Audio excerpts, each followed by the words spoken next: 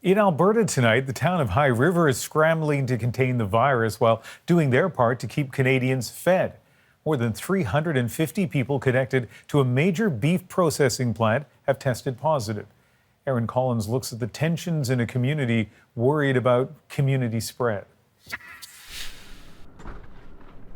COVID-19 means a very different kind of outreach for Pastor John Batista these days, delivering essentials to members of his congregation struggling with the virus. It's also pretty scary for me because I have my son, he's asthmatic. And I told him just stay home, said I want to help.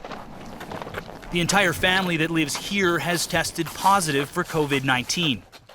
We have still a little bit coughing. Bren Alindo and his mother both work at the local Cargill beef processing plant.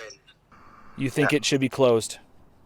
Yes, of course, because there's a lot of people that working there, and then when they got home about a week, and then they start to experience the cough, fever.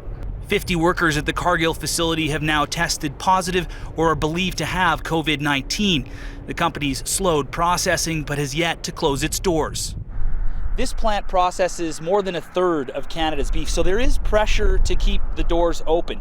But experts say that if it were to close for a couple of weeks, it likely wouldn't impact the amount of beef in Canada's supermarkets. High River's mayor sends out a weekly video update. This week he did more than show off a new look. He defended Cargill's handling of the outbreak. Number one, this is not a Cargill virus. This is not the time to be blaming Cargill for anything.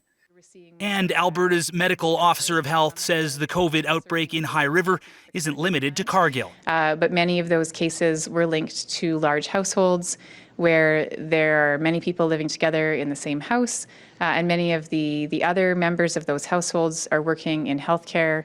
The Alindo home is proof of that. Bren's father, now in a Calgary hospital with the virus, works at a local health center in High River.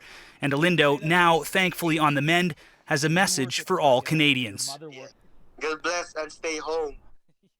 Good advice for all that some still have the luxury to heed. Aaron Collins, CBC News, High River, Alberta.